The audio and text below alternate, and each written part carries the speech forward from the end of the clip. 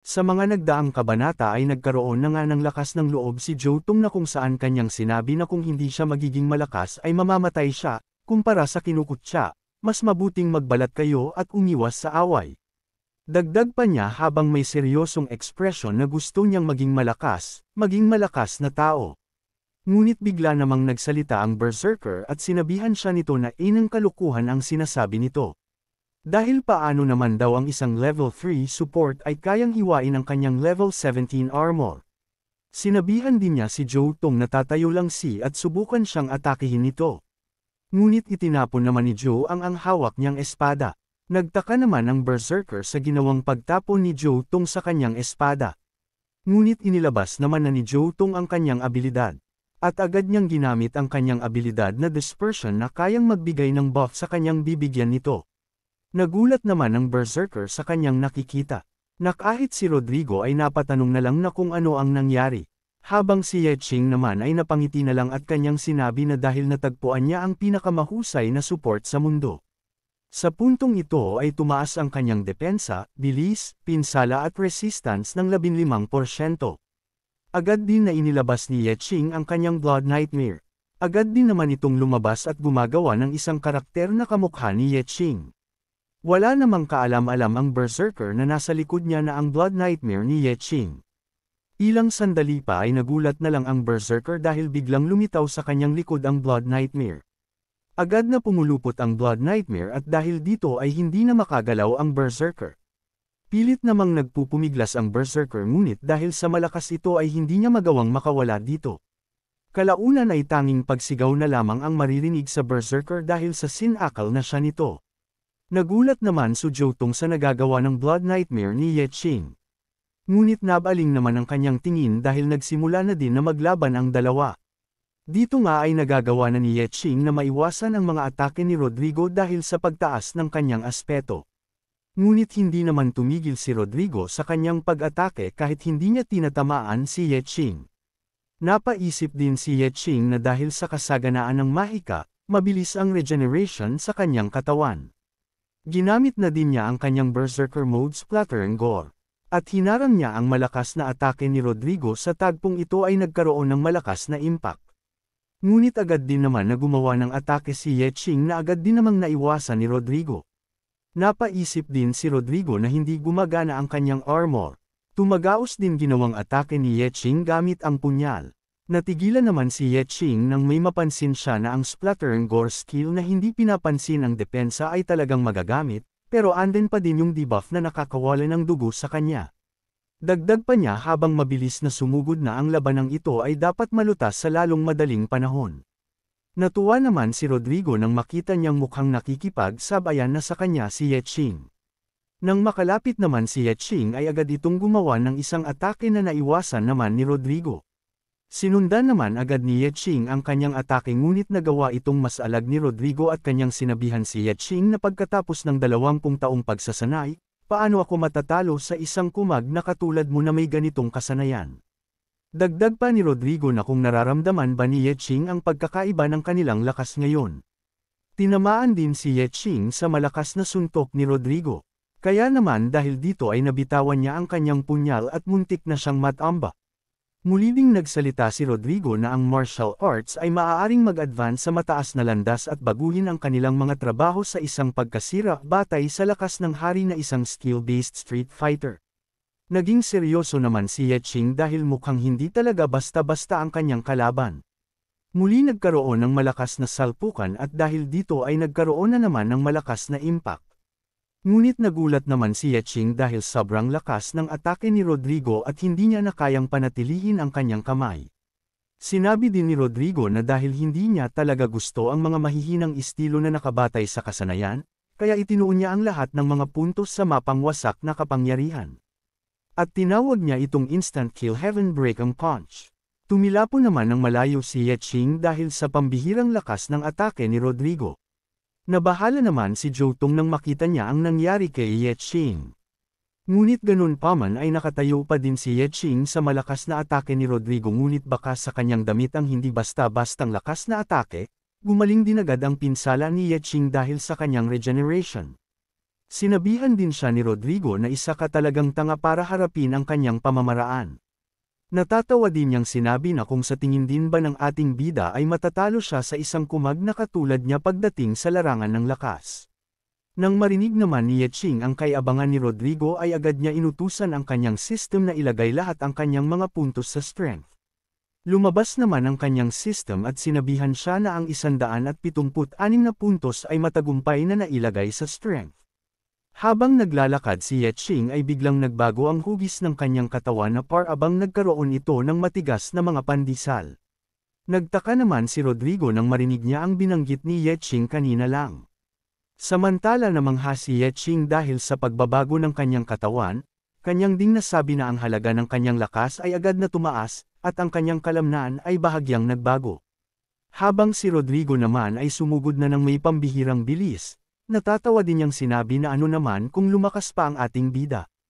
Nang makita naman ni Yeching na sumugod na si Rodrigo ay kanya nang inihanda ang kanyang kamao, naisip din niya na bagaman hindi niya alam ang epekto ng mga kasanayan sa pakikipaglaban ng mga martial artist tungkol sa mapangwasak na kapangyarihan. Ngunit ang pag-iipon ng 300 puntos ng sabay-sabay ay dapat na nasapat na para sa isang suntok.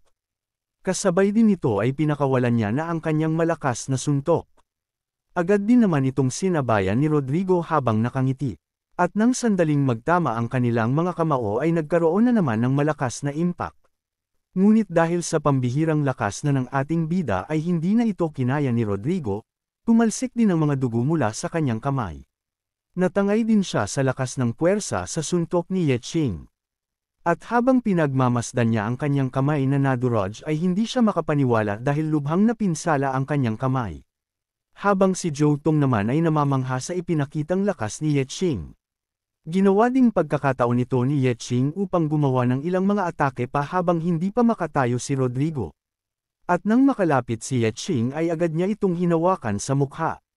Sinabihan din niya ito na walang oras para mabigla, dahil ang labanang ito ay dapat na mabilis na matapos. Hindi naman maintindihan ni Rodrigo ang nangyayari sa kanya. Naalala din niya ang kanyang nakaraan at sinabihan siya ng kanyang leader na mula ngayon, maaari kang sumali sa koponan ng Cannon Fodder, Rodrigo Cesar. 8 taon din ang lumipas. Inutusan siya na linisin ang lahat ng kagamitan. Dahil magkakaroon sila ng mas malalalim na piitan na lalabanan mamaya. Dagdag pa nito na linisin silang mabuti. Sinabihan din siya na ang panuntunan nating mga lion-hearted hunters ay ang mahihina ay itinalaga lamang na pakantaban ang sapatos. At kung gusto mong maging opisyal na miyembro, kailangan mong patunayan ang iyong sarili. Ngunit sa hitsura ng mga bagay-bagay ngayon, ikaw ay nakatakdang maging mga cannon fodder para sa natitirang bahagi ng iyong buhay.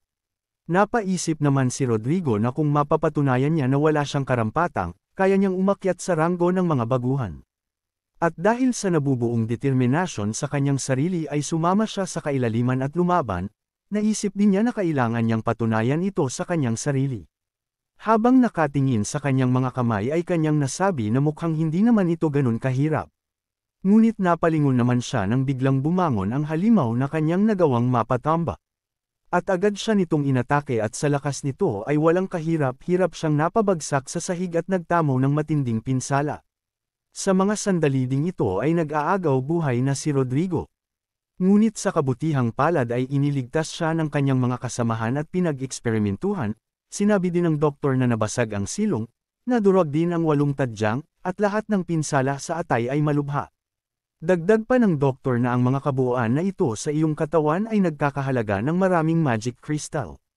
Ang teknolohiya ng Abyssal ay maaari na ngayong mag-extract ng mga value-added cell mula sa Abyssal creature at i-transplant ang mga ito sa katawan ng tao. Nagkataon din na ang iyong DNA ay tumutugma sa halimaw. Ang magandang balita, mabubuhay ka pa. At ang masamang balita, ay magiging mixed breed ka. Natatawa din ang doktor dahil mukhang hindi magiging basta-basta ang nilalang na kanilang nagawa. Dahil nakarating ka na sa part na ito ay inaanyayahan kita na pindutin ang like at mag-subscribe at i-on ang notification bell. At kung gusto mo naman na suportahan ng matindi ang bidang hangal na ito ay maaari mo ding pindutin ang super thanks sa ibaba para mas lalong ganahan ang hangal na ito. Maraming salamat mga bida. Lumipas ang ilang mga taon na kung saan lumakas na si Rodrigo. Sinabihan din siya ng nilalang na pero matagumpay mong napatunayan na karapat-dapat kang sumali sa Lionheart.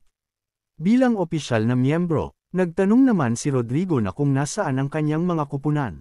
Agad naman siyang sinagot ng nilalang na ang mga walang kwentang kumag na iyon ay namatay. Dagdag pa ng nilalang na ito ay isang mundo na lalamunan ng buo ang mga tao. Nakaramdam naman ng takot si Rodrigo nang marinig niya ang sinabi ng nilalang.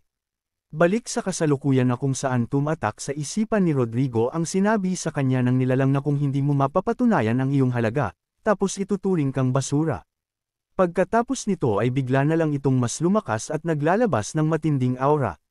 Binalaan din ng system si Ye Qing na tumaas ang depensa nito at ang mapangwasak na kapangyarihan ay tumaas din na kahit ang bilis nito ay ganun din. Naging seryoso naman si Ye Qing dahil dito kaya naman hindi niya maunawaan ang nangyayari. Ngunit napatingin naman siya nang makita niya ang kamao ni Rodrigo na malapit nang tumama sa kanya. Ngunit dahil sa bilis nito ay hindi na ito naiwasan pa at tinamaan siya sa mukha. Bahagya ding tumilapon si Ye Qing dahil sa lakas ng suntok. Sinabi din ni Rodrigo na ang asensya ng mga magic crystal ay pinatibay na enerhiya at lumalakas na kapangyarihan ng mahika. Sa panahon ng Blood Moon, ang mga purong magic crystal na ito ay lalong makapangyarihan. Dagdag pa niya habang nagpapatuloy sa pagsipsip sa magic crystals na dahil sa transplanted monster organs, maaabsorb niya rin ang kapangyarihan ng magic crystals. At maaari din siyang makakuha ng kapangyarihan na lampasan ang antas ng boss ng kailaliman sa isang sandali. Nagbigay naman ng babala ang system ni Ye Qing na ang boss na si Rodrigo Cesar ay lumitaw. Sinabihan din ng system si Ye Qing na tapos na ang Berserker mode. Ngayon ay pumapasok sa isang estado ng pagod sa loob ng 30 segundo. Nagulat naman si Ye Qing dahil nakilala din ng kanyang system ang boss level na halimaw. Nagtataka din siya na kung ano ang nangyayari sa katawan ni Rodrigo. Kaya naman naiinis siya dahil mas lumala pa ang sitwasyon. Nagtanong naman si Jotong sa ating bida na kung maayos lang ba ito. Samantala sinabihan naman ng halimaw si Rodrigo na nasa kanyang katawan na ang kailangan lang nitong gawin ay isuko ang dignidad ng tao. Dagdag pa nito habang gumagawa ng atake na isuko ang iyong katawan ng tao at maging isang halimaw ng walang anumang moral na pagpigil. Mabilis naman na naiwasan ni Ye Qing ang ginawang pag-atake ng halimaw na nasa katawan ni Rodrigo. Tinatanggap ko ang presyo ng lakas na ito. Samantala patuloy ang pag-iwas ni Ye Qing.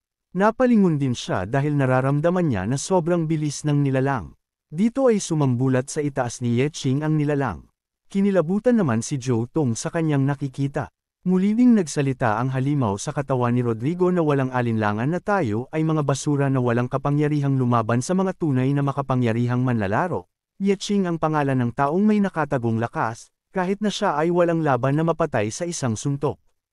Kahit naubos na niya ang lahat ng kanyang lakas, isinaaktibo pa rin niya ang hindi matitinag na kapangyarihang ito, bumigay na lang ang kanyang katawan, ang mahinang yumuko sa harap ng malakas, ito ang hindi nagbabagong katotohanan. Nagsalita naman si Rodrigo na para maging malakas, kailangan niyang ipakita ang pangit na hitsurang ito. Dagdag pa niya na halos nakalimutan niya na ang isang maliit na bagay. Sinabihan naman siya ni Jotong na sumusumpa siya na wala siyang nakitang bagay bukod sa pangit niyang mukha. Ngunit seryoso siyang sinabihan ni Rodrigo na gayunpaman, ginulo mo ang mahiwagang misyon ng pag-aani ng kristal, at ikaw ang huling cannon fodder na nakasaksi sa trahedyang ito. Dagdag pa ni Rodrigo na hayaan mong bigyan kita ng kabayanihang kamatayan. Ngunit pinigilan naman siya ni Jotong at kanyang sinabi na kung wala naman na siyang pagpipilian kung hindi ang mamatay, ay may gusto lang siyang sabihin. Napatigil naman si Rodrigo sa pag-atake. Sabay na hinawakan sa lig at sinabihan na masyadong marami ka ng sinasabi basurang bard. Sinabihan din niya ito na magsalita na ito ng anumang huling salita. Habang sa likod naman ay makikitang ang Blood Nightmare pala ang akal ang napatay ni Rodrigo. Sinabi naman ni Jotong na gusto niyang makaalis sa kailaliman ng buhay. Dagdag pa niya na gayunpaman maaring hindi lang siya ang cannon fodder upang masaksihan ang trahedyang ito. Napalingon naman si Rodrigo sa kanyang likuran dahil may naramdaman siya. At nang makita niya ito ay nagtataka siya dahil ito ang Blood Nightmare ni Ye Qing. Ngunit nang gumaling na ang mga pinsala ni Ye Qing ay nagpakita na ito at kanya ding pinasalamatan si Jotong dahil sa binigay niyang oras, ang estado ng pagkahapo ay kinansela lamang ng inumin na iyon. Dagdag pa ni Yeching na imposibleng makakuha ng insight sa iyong katawan sa pamamagitan lamang ng kanyang observing eye noon, kaya kinailangan niyang umasa sa mga katangian ng kanyang blood nightmare upang makakuha ng nakatagong impormasyon sa pamamagitan ng pakikipag-ugnayan sa iyong katawan. Nang marinig naman ito ni Rodrigo ay napagtanto niya na isang blood nightmare lang pala ang kanyang napatay kanina na ginawang clone ni Yeching. Tinanong din niya ito na kung kailan pa ito nangyari. Sinabihan naman siya ni Yeching na ang presyo ng mala Superman na kapangyarihan tulad nito ay maaaring mas mabigat kaysa sa iyong iniisip, bagaman ang mga kasanayan sa pakikipaglaban ng Berserker ay lubos na nagpapataas ng aking lakas sa maikling panahon, ang presyo ng puwersahang umasa sa kapangyarihang iyon, na lumampas sa pisikal na limitasyon, ay 30 segundo ng pagkahapo. Ngunit ikaw, na may katawan na lumalabos sa mga hangganan ng tao at halimaw, ay iniunat mo ang iyong mga sakam na kamay patungo sa kailaliman mismo, kaya natural na ang kalaliman ay dapat mong pagbayaran ng tamang halaga. Nagsaad naman si Rodrigo na huwag kang magbiro ng ganyan, ito ang sarili kong kapangyarihan, ano ang kinalaman ng kailaliman dito? Ngunit nang maalala niya si Joe Tong ay agad niya itong nilingan. At agad siyang naghanda ng kanyang gagawing atake upang tapusin na si Joe Tong. Ngunit nang sandali niya itong atakihin ay isa lamang itong blood nightmare. Kaya naman naiinis niyang tinitigan si Yeching. Ngunit kalmado lang naman siyang pinagmamasdan ng ating bida. Lumabas din ang ugat niya sa mukha dahil sa galit niya. Kaya naman agad siyang sumugod ng mabilis sa kagustuhan niyang mapaslang na si Yeching. Ngunit dahil sa mabilis din si Yeching madali lang nito na naiwasan ang ginawang pag-atake sa kanya ni Rodrigo. Gumawa din agad ng distansya ang dalawa upang magsigaw ng kanilang susunod na atake. May napansin naman si Yeching kaya naman kanyang sinabi na ang pagbabago ng hugis ng katawan ay bumaba sa kanyang bilis. Nagpatuloy ang malalakas na pag-atake ni Rodrigo na patuloy ding iniwasan ni Yeching. Napaisip din si Yeching na kung mayroon lang daw siyang armas ngayon ay hindi siya mahihirapan. Samantala sa likod naman ay mapapansin si Joe Tong na kinuha ang punyal ni Yeching. Agad din na tinawag ni Joe Tong si Yeching. Napalingon naman si Yeching nang tawagin siya. Nang sandali makita ni Joe Tong na lumingon na ang ating bida ay agad naman niyang inihagis ang punyal patungo kay Yeching. Agad naman na nahawakan ito ni Yeching ngunit kinabahan siya dahil muntik na siyang tamaan sa mukha. Agad na din na gumawa ng atake si Rodrigo habang si Yeching naman ay gumawa ng distansya. Sandaling gumawa ng atake si Rodrigo ay agad na iniwasan ito ni Yeching. Ginawa niya rin naman itong pagkakataon upang makagawa ng atake gamit ang kanyang punyal. Mabilis siyang tumalon patungo sa likod ni Rodrigo at gumawa ng isang atake gamit ang punyal. Napasigaw naman si Rodrigo nang sandali maramdaman niya ang pinsala sa kanyang likuran. Agad din na lumayo si Yeching upang hindi siya mahawakan ni Rodrigo. Nasabi na lang ni Rodrigo na bawat isang atake ay tumatagos. Sinabihan naman siya ni Yeching na huwag mong kakalimutan, na siya pa rin yung taong hindi mo kayang pakialaman. Nagdagdag lang din siya ng ilang puntos sa kanyang agility. Nagalit naman si Rodrigo sa sinabi ni Yeching kaya naman agad siyang sumugod habang kanyang sinasabi na ang pagpapahiya sa akin ay magpapalala lamang ng iyong kamatayan, dahil mas mataas siya kaysa kay Yeching. Mabilis namang umiwas si Yeching sa ginawang pag-atake ni Rodrigo. Inihanda naman ni Yeching ang kanyang kamay at binalutan niya ito ng aura. Sinabihan din niya si Rodrigo na kung ano ang sinasabi mong mas malakas ka kaysa sa akin. Dahil sa mata niya ay 100% na isa kalamang halimaw. Agad din na pinakawalan ni Yeching ang kanyang malakas na suntok patungo sa mukha ni Rodrigo. Napasigaw naman si Rodrigo dahil sa matinding atake na kanyang natanggap.